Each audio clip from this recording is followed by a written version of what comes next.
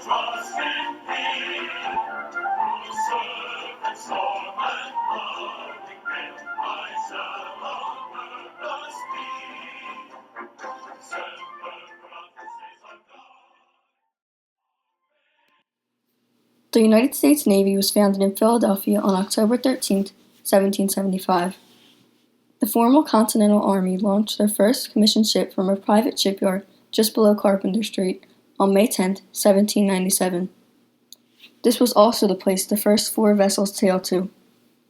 Shortly after this time, in 1801, the Navy bought its first piece of land between Reed and Federal Streets right off of the Delaware River.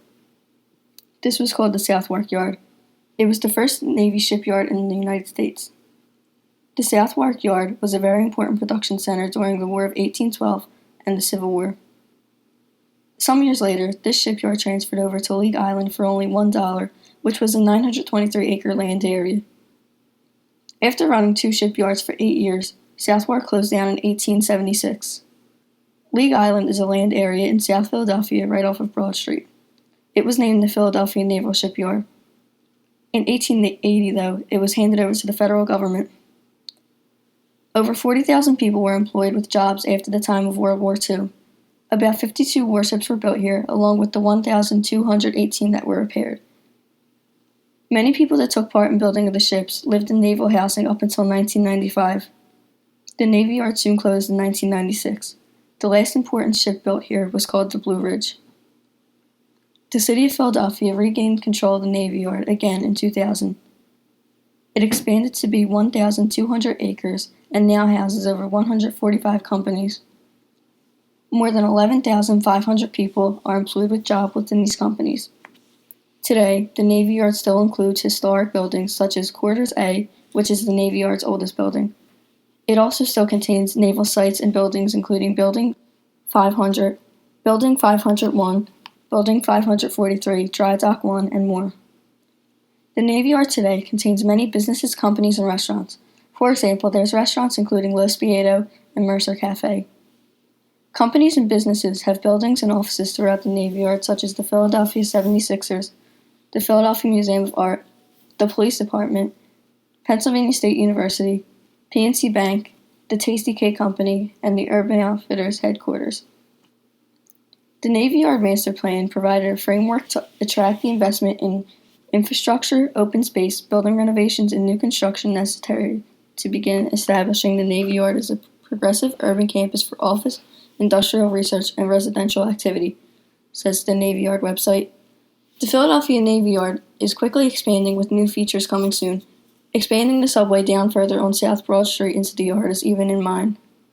They also want to add a Central Green Park, which is a 5-acre land area with an outdoor movie theater and the sun lawn in the green space available. The Navy Yard has many ideas and help with becoming the country's greenest city. The Navy Yard Smart Campus is designed to be a center for energy, research, and education. This campus includes several parts. One is the green infrastructure. This includes rain gardens and bioswales. Another thing is the green buildings. They are buildings made from the reuse of materials from the old historic ones. There are probably many things that you don't know about the Navy Yard. For example, unless you ran the Broad Street Run, you wouldn't know that the gates mark mile 9.75 out of 10. The Marine Parade Grounds also has an after-party for runners along with year-round sports teams and leagues.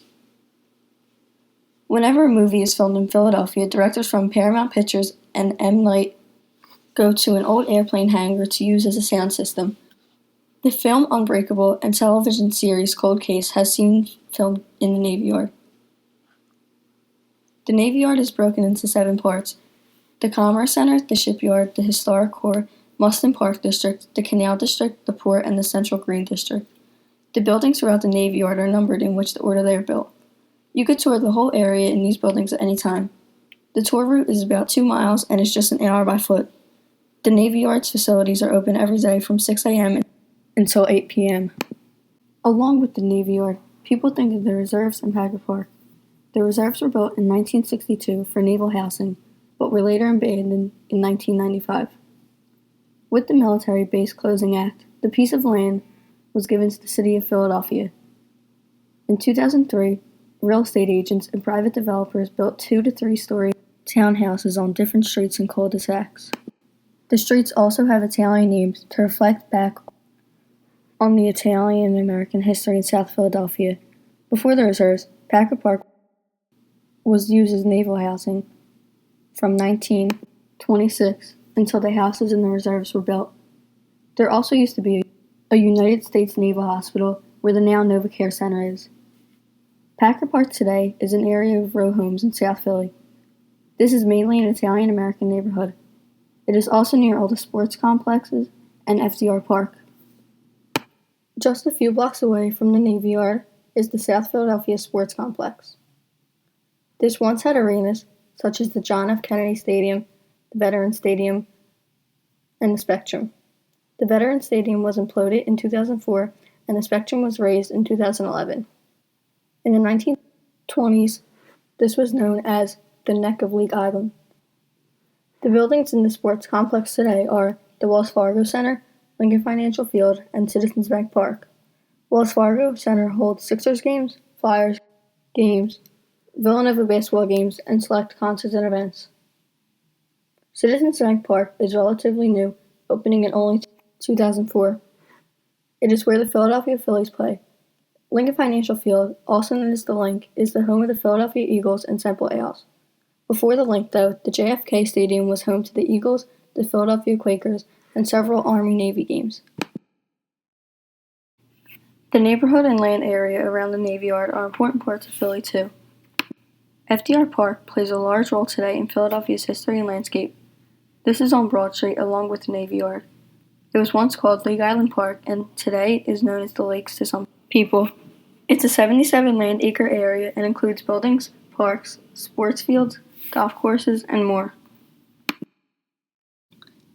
This park was built with the designs from the Olmsted brothers. The name was changed to Franklin Delano Roosevelt Park in the 1940s. Inside FDR Park, there is an American-Swedish History Museum, which is the oldest American-Swedish museum in the country. Many people, including the Audubon Society of Pennsylvania, say that the FDR Park is the best place to observe birds. When you're in the park, there are many things you can do. There's a skate park and plenty of chairs to walk through. There's 20 tennis courts, 8 baseball fields, and a rugby field. Its total area is 348 acres and has about 12,000 visitors per year. All in all, this part of Philadelphia plays a very important historical role, especially the Navy Yard. Thanks to Philadelphia, we now have a successful United States Navy program.